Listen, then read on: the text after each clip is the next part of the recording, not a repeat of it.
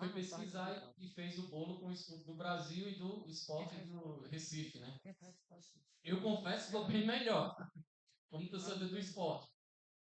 Mas, apesar da, dos dois escudos terem coisas semelhantes, mas eram dois escudos diferentes, né? E essa situação me fez lembrar um pouco o texto que a gente vai ler hoje. Porque quando a gente está falando da vida cristã, de ser luz, e a gente vai falar sobre isso, sobre o brilho da santidade brilhando em um mundo em trevas, não tem como, assim, as pessoas olhar para nós como cristãos e dizer assim, se assemelhar com as pessoas do mundo, ou do mundo se associar com um cristão, no sentido, é, você faz essa comparação de nós com o mundo. Nós somos diferentes, não tem como. Nós vivemos uma vida totalmente diferente do padrão do mundo. Outros sabem aquela expressão, fulano ali parece muito com um cristão. Não, não parece. Ele meio um descrente, né? Ele não parece. Nós precisamos ser luz nesse mundo e é sobre isso que a gente vai falar hoje pela manhã. E eu gostaria que você abrisse sua Bíblia em Filipenses, capítulo 2, versículos de 12 a 18. O texto diz o seguinte: assim, Filipenses, capítulo 2, versículo 12 a 18. Assim, meus irmãos, como vocês sempre obedeceram, não só na minha presença, porém, muito mais agora na minha ausência, desenvolva a salvação a salvação com temor e tremor, porque Deus é quem efetua em vocês tanto o querer quanto o realizar, segundo a sua boa vontade.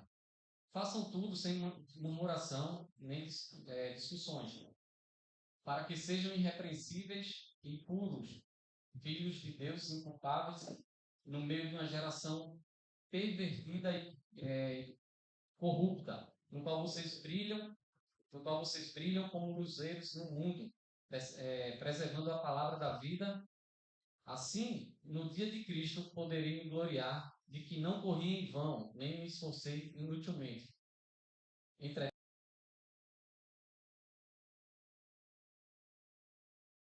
da fé que vocês têm, fico contente e me alegro com todos vocês. Assim também vocês, pela minha razão, fiquem contentes e se alegrem comigo. Vamos orar? Irmãos, Deus, eu quero te dar graças por podermos estar juntos aqui como igreja, vendo nossos irmãos.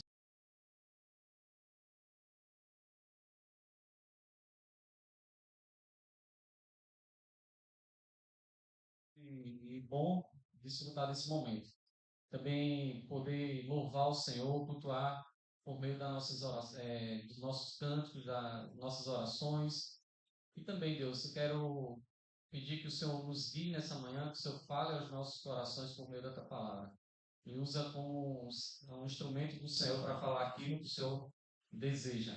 Essa é minha oração, em nome do teu Filho amado Jesus. Amém. Lembra que o livro de Filipenses, você já sabe, ela foi escrita pelo apóstolo Paulo quando ele estava preso na sua na sua prisão lá em Roma, na sua segunda viagem missionária, ali por volta de 61, 62. Depois de 10 anos ali que ele já tinha tido contato com aquela igreja, e era uma igreja que tinha sido fiel ao apóstolo Paulo, por meio de orações, por meio de ofertas também que ajudavam no seu ministério. E Paulo ele vai escrever exatamente para agradecer os irmãos pelas ofertas que ele recebeu, mas também para encorajar.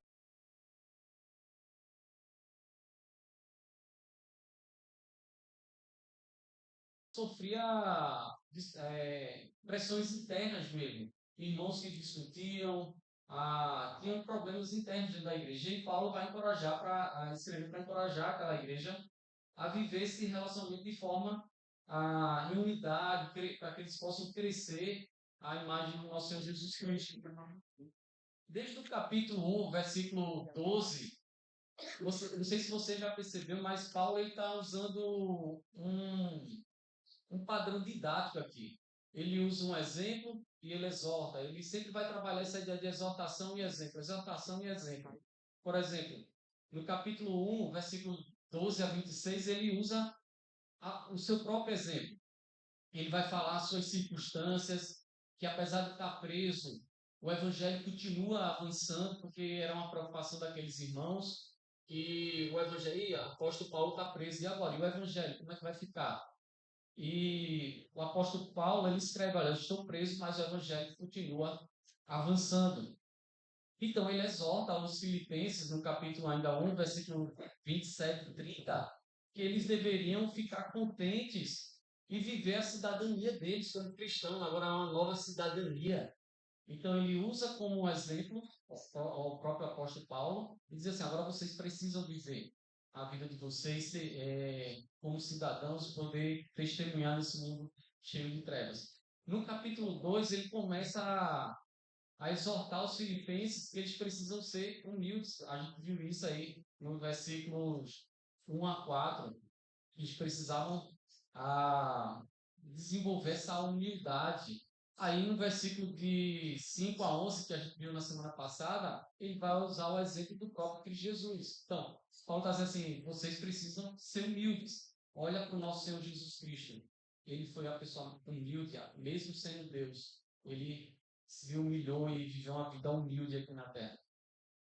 Agora ele vai falar sobre essa questão de que os filipenses, ele vai exortar os irmãos a que eles precisam ser luz na caminhada dele e no serviço também.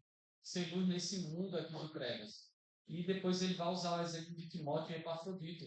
Aí a gente vai ver isso na próxima semana.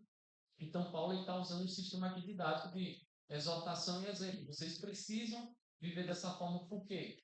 Olha o exemplo de Cristo Jesus, olha o meu exemplo, olha o exemplo de Timóteo e Epafrodito. Então, Paulo usa esse padrão didático aqui. E nesses versículos a gente vai ver que o cristão brilha em um mundo de trevas quando ele vive uma santidade produzida por Deus e visível em seu caráter e testemunho. Então, nós como cristãos nós precisamos brilhar nesse mundo de trevas. O mundo é mau e nós precisamos ser luz nesse mundo. E isso acontece porque nós vivemos a santidade que o próprio Deus nos coloca no nosso coração. Um Deus que nos resgatou, que nos tornou santo, sim, posicionalmente, nos tirou das trevas, nos salvou, colocou no seu reino, como ele vai falar em Colossenses. Mas esse mesmo Deus que nos salva, ele também produz em mim um desejo de buscar ele cada dia mais, de sermos luz desse mundo, de refletir o seu caráter aqui na terra. E isso deve ser visível. As pessoas precisam ver. Fulano, aquela igreja, aqueles irmãos da igreja Batista de Eusébio, eles brilham, eles são diferentes. Isso deve servir de testemunho para o mundo aí fora. E eu gostaria de trazer 3 características daqueles que brilham para Cristo no mundo de trevas. 3 características para nós. Se nós queremos ser luz e brilhar nesse mundo, a gente deveria seguir essas características. Primeira característica, versículo 12 a 13. Mostra que o brilho da santidade se manifesta quando desenvolvemos a salvação. Veja que após Paulo apresentar o exemplo de Cristo Jesus, mostrando que, mesmo sendo Deus, ele se humilhou, mas Deus o exaltou, onde todos os joelhos um dia vai se dobrar diante de Cristo Jesus. Ele aponta para Cristo Jesus. Veja que é uma continuação. Cristo Jesus é o exemplo, e agora sim, amados, vocês precisam viver dessa forma, vocês precisam desenvolver a salvação de vocês. Paulo exorta aqui a eles a, a desenvolver essa salvação. Já que ela foi alcançada por Cristo Jesus, ele precisa agora desenvolver. Aqui é a ordem aqui no versículo 12: desenvolva a salvação de vocês. Paulo exorta, ordena, vocês precisam viver. E aqui tem um detalhe interessante que pode trazer confusão. ele não está falando da salvação como o ato da conversão, como a gente viu aqui hoje na escola bíblica. Aquele ato que Deus nos salvou, mas do processo mesmo de salvação. Quando a gente está pensando em salvação, a gente tem que pensar ela basicamente em três aspectos. Aquela salvação posicional, que todo ser humano ele nasce distante, afastado do Senhor Jesus Cristo, e Deus, pela sua graça e misericórdia, ele salva o homem e tira de uma posição e coloca em outra. Isso é uma ação totalmente exclusiva de Deus. Deus um dia escolheu: eu quero salvar Nono, eu quero salvar Renan, eu quero salvar a Líbine, eu quero salvar pessoas para a minha glória. E ele salva isso, isso é a salvação posicional. Só que mesmo salvo, nós lutamos ainda com o nosso pecado, com a nossa natureza pecaminosa. E aí a Bíblia chama de santificação progressiva, que apesar de ser salvo, nós prosseguimos para ser cada dia mais parecido com Cristo Jesus. Nós abandonamos mais nossos pecados e vamos desenvolvendo características mais parecidas com Cristo Jesus. E tem a salvação por vir, ou a salvação final, a glorificação, que é aquela que um dia Cristo vai nos levar e a gente vai ser glorificado, vai ter um corpo perfeito e não vamos mais pecar. Então a salvação ela tem três aspectos. E quando a gente vai ler um texto bíblico, a gente está pensando assim, ele está falando de salvação em que aspecto? Paulo aqui está falando daquela aspecto progressivo, vocês precisam desenvolver. Não é que a salvação precisa ser alcançada, eu preciso fazer algo para ser salvo. Não, ele está dizendo assim, vocês já foram salvos. Agora vocês precisam mostrar isso de forma evidente, vocês precisam desenvolver essa salvação. Ele escreve basicamente esses três aspectos aqui da salvação no capítulo 3, versículo 12, quando ele diz: não que eu tenha recebido o quê? A glorificação, a salvação por vir. Paulo ele sabe, eu não recebi ainda. Não que eu tenha recebido isso ou já tenha obtido a perfeição. Veja, está falando da glorificação.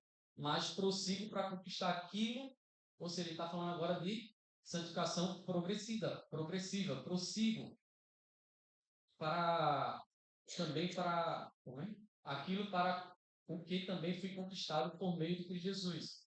Salvação, o ato que Cristo fez. Então ele fala, olha, não que eu tenha alcançado ainda a perfeição, a glorificação, mas eu prossigo, porque eu já fui conquistado em Cristo Jesus. Ele usa os três aspectos em um único versículo.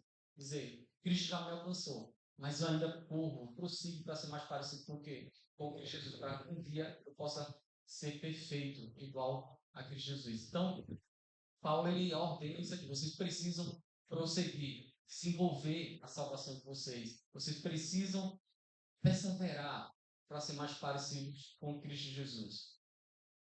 E como é que a gente faz isso? Então ele vai aqui exaltar, tá, ele chama a atenção, vocês precisam prosseguir, desenvolver a salvação de vocês, mas como é que faz isso? Primeiro, permanecendo obediente, mesmo quando não está sendo observado. Versículo 12.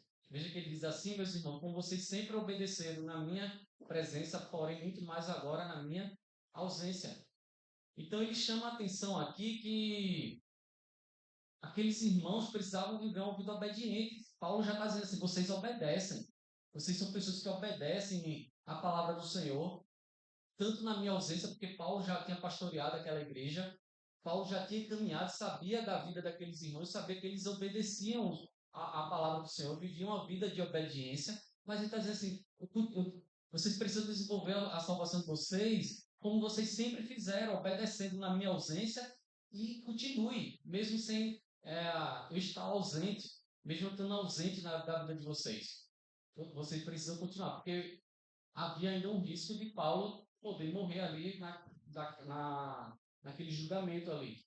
Então Paulo está dizendo, mesmo se eu partir, vocês devem continuar desenvolvendo aí, obedecendo, vivendo a salvação. Então, a obediência, ela parte, não quando as pessoas estão vendo, eu preciso obedecer ao Senhor, mesmo quando pessoas não estão me vendo. A gente pode pensar em José, em Gênesis, quando a esposa de Potifar ali tenta seduzir ele, eles estavam só. Não tinha ninguém vendo ele. Mas ele obedeceu. Ele fugiu. Então a santidade é, revela aquilo que a gente faz em secreto. Então, quando a gente está pensando em santidade, um padrão que não é só quando as pessoas estão vendo, mas até quando eu estou sozinho no meu quarto, altas horas ali, vagando pela internet. Então, você pode pensar assim, não é só quando a vida de santidade ela desenvolve, principalmente quando pessoas não estão vendo. Então, Paulo chama a atenção disso para os filipenses. Vocês precisam desenvolver a salvação de vocês obedecendo a palavra, mesmo quando as pessoas não estão vendo, mesmo quando eu não estou vendo, mesmo se eu partir, vocês precisam desenvolver a salvação de vocês. Vocês precisam obedecer, ser fiéis, íntegros diante do Senhor Jesus. A segunda forma de como aqueles cristãos e nós devemos desenvolver a salvação é com temor e tremor. Paulo ordena que a caminhada aconteça usando essas duas palavras, temor e tremor. Essa é uma expressão muito comum usada por ele. A gente vai ver isso em 1 Coríntios, capítulo 2, 2 Coríntios, capítulo 7, Efésios, capítulo 6, quando ele está falando da armadura ali, que é uma questão de postura e reverência diante de Deus. Eu entendo que Deus é santo, ele é digno, eu sou um pecador, e qual é a reação natural de um homem pecador ver uma santidade, alguém que é grande, mas um temor de reverência. Eu entender que eu não sou nada diante de Deus. E Deus, ele é santo. Eu não sou digno de estar na presença dele. A gente pode pensar em Isaías, quando ele contempla ali o Senhor sentado ali no trono ali, e ele reconhece a sua pecaminosidade e diz, eu não sou nada. Isso é um reconhecimento de assim, eu preciso ser iluminado. Então, pecador que eu sou diante dessa santidade aqui. Então, quando Paulo chama a atenção que o temor e tremor é essa reverência, um reconhecimento que nós não somos nada diante de um Deus que é santo, todo-poderoso. Não se trata de um medo salvífico, porque o Senhor já nos salvou. Lembra lá que eu já falei? Ele já nos resgatou. Ele está falando para crentes que precisam desenvolver a salvação, que já são salvos em Cristo Jesus, que não há mais condenação, como o próprio Paulo fala em Romanos, para aqueles que estão em Cristo Jesus, nós já somos salvos, não há condenação. Então é uma questão de reverência mesmo, é entender que o Senhor é santo, ele é grande, eu não mereço estar na presença dele, não mereço estar diante dele. Então ela produz uma questão de reverência, de humildade, acima de tudo, de dependência do Senhor. Então, temor e tremor é isso. Eu reconheço que eu não sou nada, e Deus ele é tudo nas nossas vidas. E o terceiro aspecto aqui, de como nós desenvolvemos a nossa salvação, é reconhecer que a nossa salvação é uma ação direta de Deus nas nossas vidas. É Deus agindo nas nossas vidas. Eu só vou conseguir desenvolver minha salvação quando eu entender. Eu preciso de Deus. Lembra lá que ele está dizendo assim, vocês precisam obedecer, como vocês sempre fizeram, isso tanto na minha ausência quanto na minha ausência. Vocês precisam entender que vocês não são nada diante de Deus, que vocês precisam reconhecer a grandiosidade dele. E agora ele está dizendo assim, e vocês só vão fazer isso se vocês entender que é Deus que vai agir na vida de vocês. Não é por suas forças, não é com seus méritos. Ele vai dizer aqui, Deus que efetua em nós tanto querer quanto realizar. Isso mostra que tudo que a gente faz é uma ação de Deus. É Deus agindo na nossa vida. E Ele faz da forma como Ele quer. E Ele realiza da forma que Ele pretende. Então, é a ação contínua de Deus nas nossas vidas. É Ele que produz tanto o desejo quanto a capacidade de nós viver e desenvolver a nossa salvação. É isso que está dizendo assim, você deseja ler a palavra de Deus, é porque a minha palavra, a Bíblia, é porque eu estou colocando no seu coração o desejo, porque o nosso coração é enganoso. E ele tanto coloca esse desejo como a capacidade. Eu preciso depender dele. Eu só vou conseguir fazer minhas leituras diárias quando eu dependo dele. Senhor, me ajuda. Quebra meu coração mesmo, porque meu coração quer pensar mais nas preocupações do dia, do trabalho, as ocupações da vida, e esquecer do Senhor. Mas eu preciso priorizar o Senhor. Age em mim, age, quebranta meu coração. Faz com que meu coração dependa cada dia mais do Senhor. Busca o Senhor. Calvin vai dizer que é Deus quem opera. Esse é o verdadeiro mecanismo que alcança, que lança por terra toda arrogância e, e espalha todo orgulho. Porque quando a gente entende que é a nossa capacidade, isso pode gerar em nós orgulho. Olha, eu fiz tantas devocionais aqui, porque eu sou um cara forte, eu sou isso, eu sou aquilo. E quando eu digo assim, eu só consegui fazer minhas devocionais todos os dias porque o Senhor realizou em mim a obra. Foi o Senhor que me sustentou para que eu não possa ser levado pelas as atividades da semana, todas aquelas ocupações que o mundo oferece. Eu estou dizendo assim, eu estou tendo uma atitude humilde e entendendo que é Deus que está agindo. Isso quebra qualquer orgulho. E essa ideia de entender que é Deus que está executando, ele vai quebrar nosso orgulho, nossa arrogância. E vai e faz com que a gente se envolva nessa salvação que o Senhor já fez na nossa vida, que o Senhor já operou em nós. E o que é que nós aprendemos com isso? Que a nossa santidade desenvolve quando lançamos nossa caminhada com Deus a sério. Quando nós levamos a nossa caminhada com Deus a sério.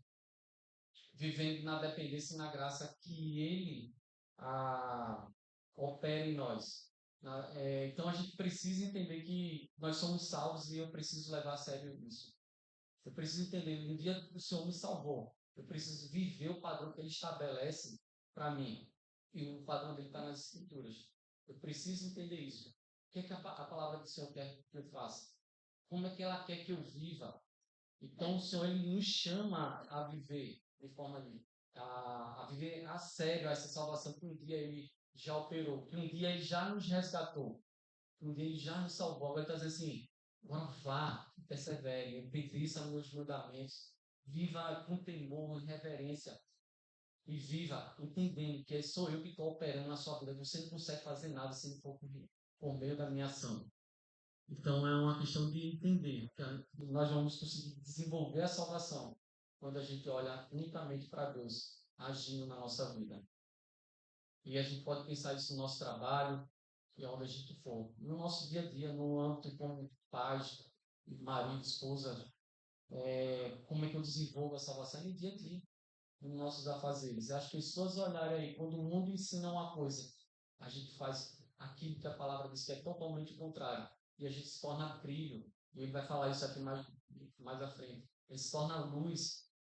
É totalmente diferente. Não existe essa comparação de esporte e Flamengo aqui. Dois símbolos diferentes, mas que aparentemente parecem. Não, nós somos totalmente diferentes.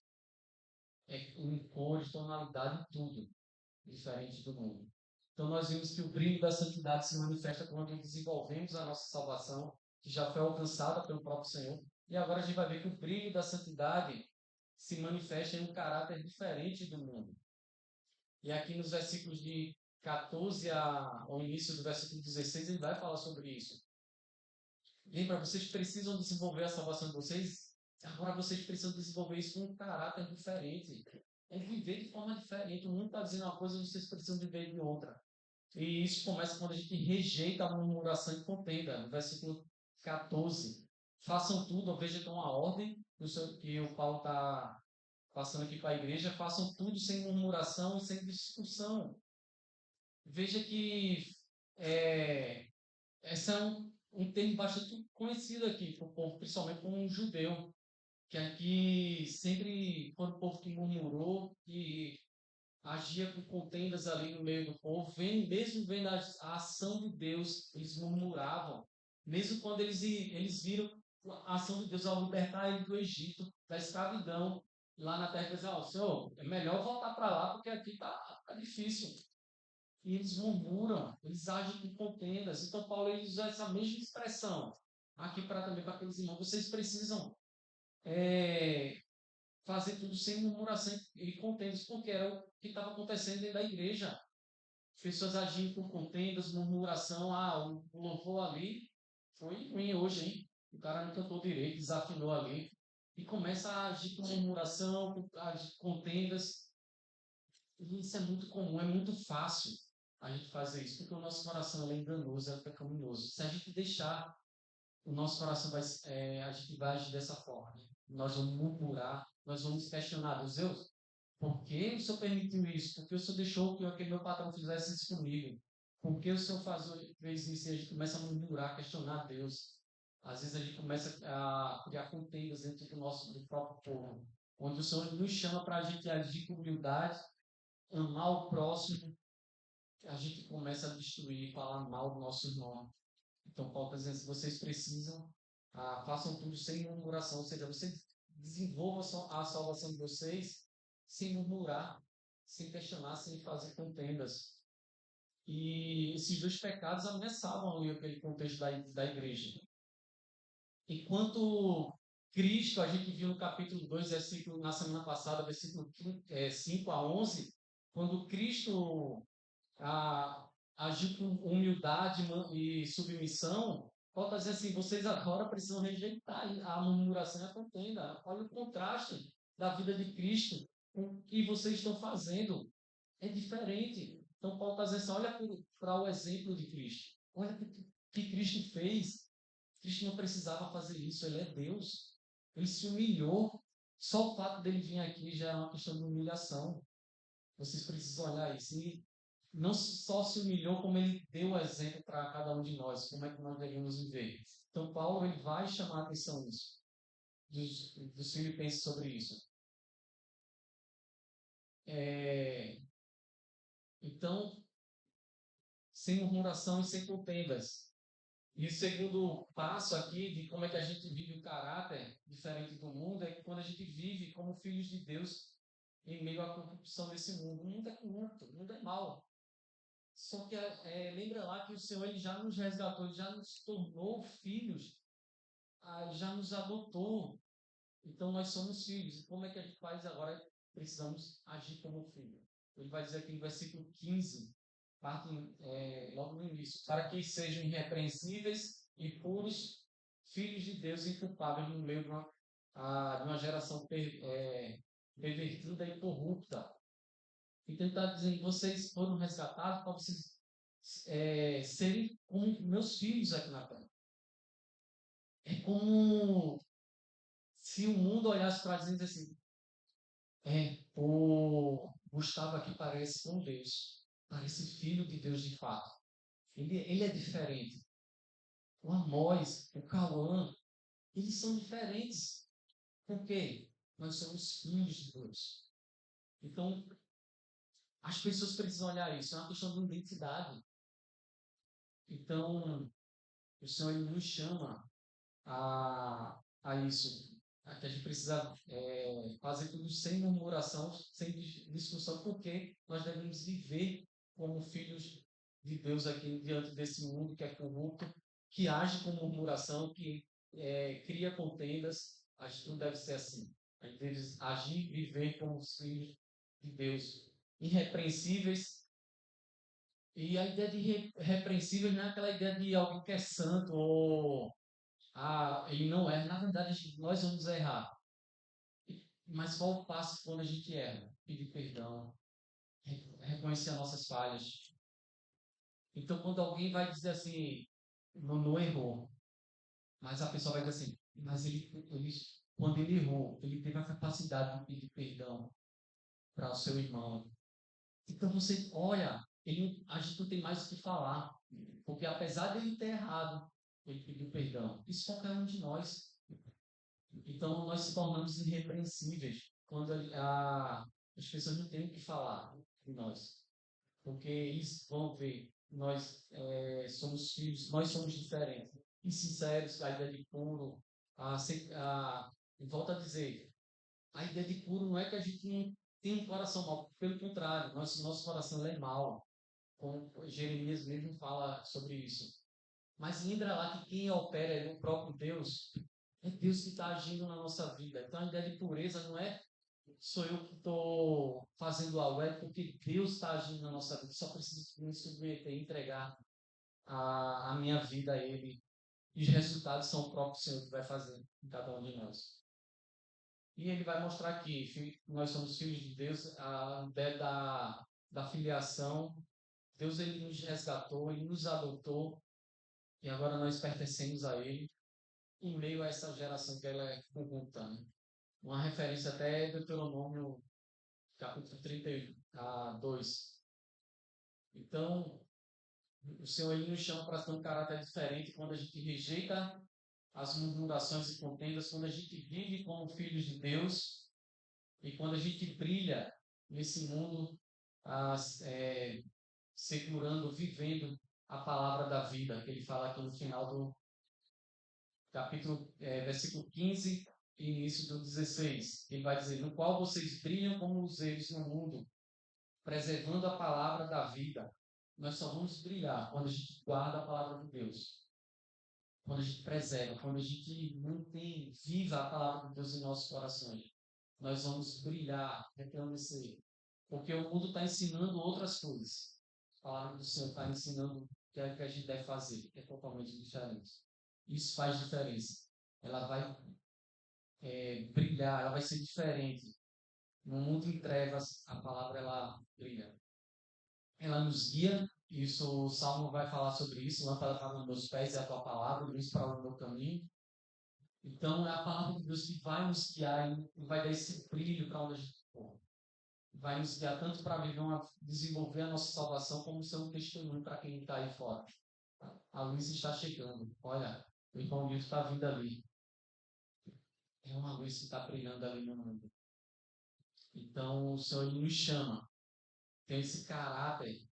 A nossa santidade ela brilha quando a gente manifesta esse caráter dentro desse mundo, o caráter do próprio Senhor Jesus Cristo, rejeitando as contendas, sendo filhos de Deus e brilhando nesse mundo.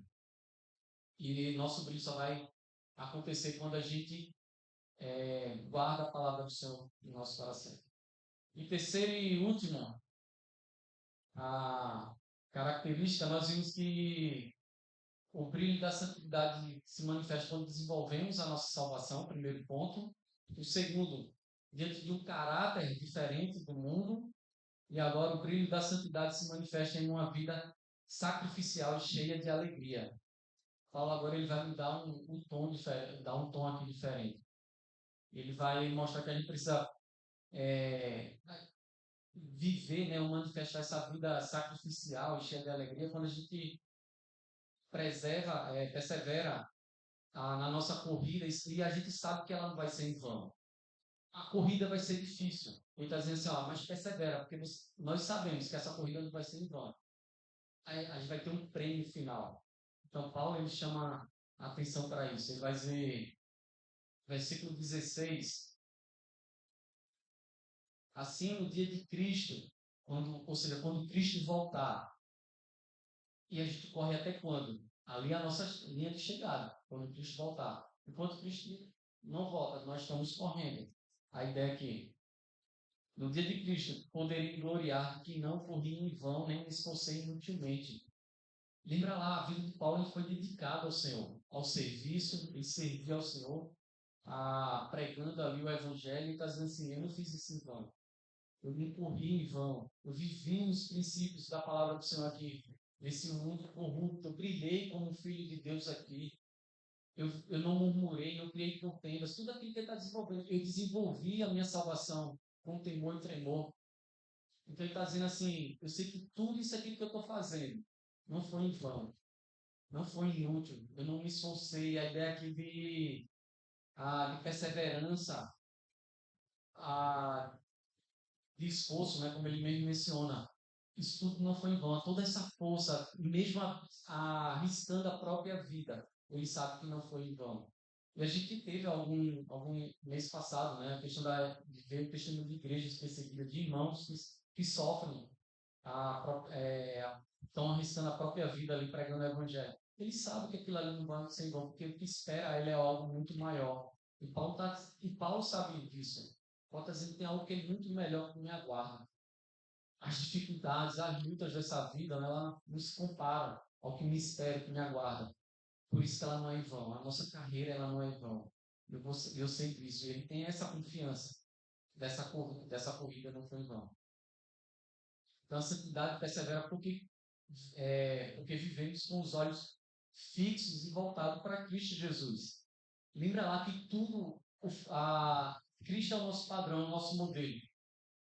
O autor de Hebreus, G.C. Paulo, ele aponta para isso. Olha, firmemente para o autor e consumador que é Cristo Jesus. Ele fala no próprio capítulo 2 anterior aqui, Cristo é exemplo, ou seja, o nosso padrão é Cristo. O próprio Senhor Jesus, o próprio Deus, exaltou o nome de Cristo Jesus sobre todos os nomes, colocou ele à direita, ele está dizendo assim, houve uma recompensa, o próprio Senhor Jesus Cristo vai depender para nós. A maior recompensa é que um dia nós estaremos com ele eternamente. E Paulo está dizendo assim, essa corrida não vai ser em vão, porque nossos olhos estão voltados para o dia que ele voltar, para o dia que o nosso Senhor Jesus voltar em sua glória e nos levar para a eternidade junto com ele. E ele vai dizer aqui também no versículo 17 que essa vida de santidade manifestada numa vida sacrificial, numa vida cheia de alegria, se dá porque ela é entregue como oferta ao Senhor. Ele está entregando a vida dele ao próprio Senhor Jesus, ao próprio Deus. Ele vai dizer aqui no versículo 17: Entretanto, mesmo que eu seja oferecido por libação sobre o sacrifício e serviço da fé que vocês têm, fique contente e me alegre com todos vocês. Então ele está dizendo assim, eu me alegro porque minha vida está sendo oferecida ao Senhor. Lembra lá que ele está correndo, perseverando, não é em vão, a morte dele também não é em vão, porque é o próprio Senhor Jesus Cristo. Mesmo que ele tenha que morrer e servir ao Senhor também, não vai ser algo em vão aqui. Então, Paulo ele chama a mostrar que a santidade nos leva a enxergar toda a nossa vida como uma oferta, uma vida de adoração ao Senhor. Então a gente pode pensar que, porque eu venho aqui um domingo, limpo aqui a igreja, arrumo as cadeiras, isso é serviço, é uma forma de adoração, uma forma de entrega, é uma forma de dizer assim, eu estou fazendo isso para o meu Senhor, porque o Senhor deseja isso. Eu estou dando o meu melhor, eu estou ali olhando os carros ali na frente, porque eu estou fazendo isso para o Senhor. Eu estou aqui cantando, não é para mostrar minha bela voz, é para exaltar o nome do Senhor, para conduzir a igreja à adoração. Então, Paulo, a alegria de Paulo é que ele serve ao Senhor, ele se alegra nisso, ele está servindo ao Senhor. E ele vai falar isso nos próximos versículos, na próxima semana a gente vai ver isso. Dois exemplos, Timóteo e Epafrodito, que foram homens que servem ao Senhor, que é exemplo de serviço. E ele vai concluir aí no versículo 17, ele convida aquela igreja a se alegrar também com ele. Assim também vocês, pela mesma razão, fiquem contentes e se alegrem comigo.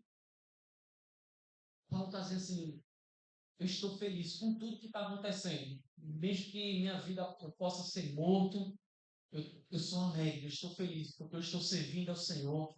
Eu estou desenvolvendo a minha salvação, eu estou vivendo um padrão, eu estou brilhando nesse mundo. Não por minhas forças, porque é Deus que está agindo. E eu quero que vocês façam o mesmo. Ele está exortando, eu quero que vocês vivam essa alegria. Porque lembra lá qual era o temor dos filipenses? Paulo foi embora. E agora? O que será da nossa vida? Paulo está dizendo que vocês devem continuar, vivem. Vai ter dificuldades aí do governo pressionando vocês. Vai ter as dificuldades aqui que vocês vão enfrentar, inclusive entre vocês, como vocês já estão tendo. Mas permaneçam firmes, desenvolvam a salvação de vocês, façam tudo sem murmuração, sem contendas, vivam com um sacrifício, com alegria ao Senhor. Então, Paulo, ele exorta, vocês precisam ter uma vida contente e alegre, apesar das circunstâncias à sua volta. Vocês devem viver esse padrão que o próprio Senhor estabeleceu. O que é que nós aprendemos com isso? Que a santidade madura produz uma vida disposta a sacrificar por Cristo. Estou disposto a entregar a minha vida para o Senhor. E encontra nele a alegria acima de todas as circunstâncias. É o Senhor. que me dá alegria independente das circunstâncias. E Paulo vai falar isso no capítulo 4. Aprendi a viver contente em qualquer situação, seja na pobreza, na riqueza, qualquer situação. Por quê? É o Senhor que me faz contente. É o Senhor que me dá sentido à vida. A gente expôs aí na EBD o livro de Eclesiastes. Se a gente tira Deus, a nossa vida não tem sentido. Agora, quando a gente coloca Deus na nossa vida, tudo faz sentido, apesar das circunstâncias. Então, a gente pode concluir que o brilho da santidade não é algo produzido pelas nossas forças, não adianta, não é nada que nós fazemos, mas é obra unicamente de Deus agindo em nossa vida e que faz com que a gente desenvolva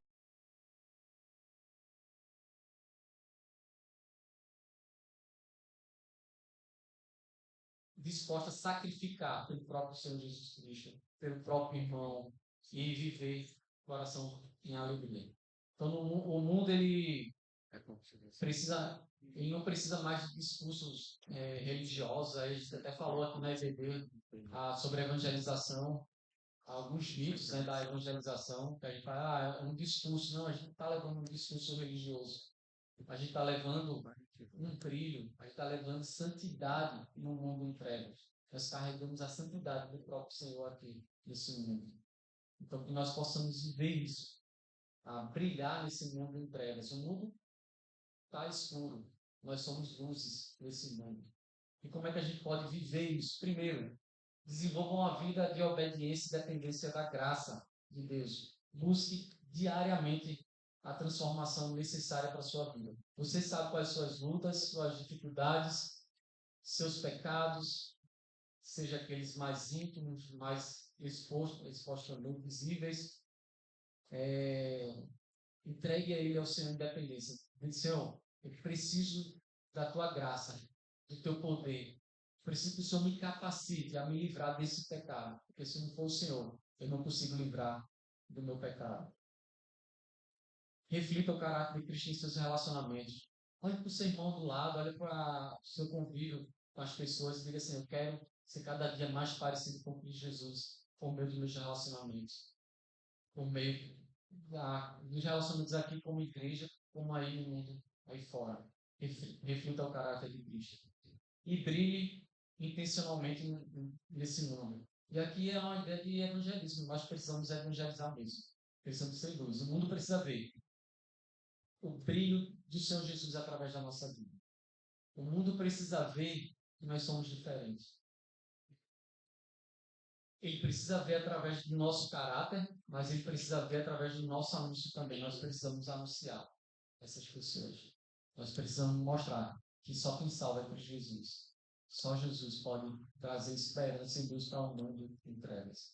E o Senhor Jesus, ele nos poderia fazer de diversas formas. Mas o Senhor Jesus, ele resolveu nos resgatar. E nos usar ainda para ser esse instrumento de luz, para levar a luz nesse mundo. Que nós possamos brilhar segundo esse mundo. Amém? Vamos orar? Deus, eu quero te dar graças e louvar pela tua palavra. Te louvar porque, sem merecer, o Senhor um dia nos salvou, nos resgatou da condenação eterna, nos resgatou e nos deu vida, Deus, quando estávamos mortos, como a tua própria palavra fala. Mas nos guia, nos ajuda a viver o padrão que o Senhor deseja, a viver, a brilhar nesse mundo de trevas, Deus. Que o Senhor nos ajude, o Senhor sabe as lutas dos nossos corações, nossos pecados, mas só o Senhor pode operar em nós, em cada um de nós, só o Senhor pode realizar essa obra.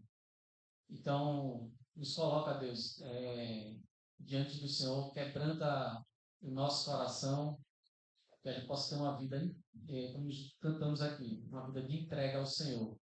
Que a nossa vida possa unicamente ser uma vida que te agrada, uma vida disposta a te servir e até morrer pelo Senhor. Essa é a minha oração que eu te faço em nome de Jesus. Amém.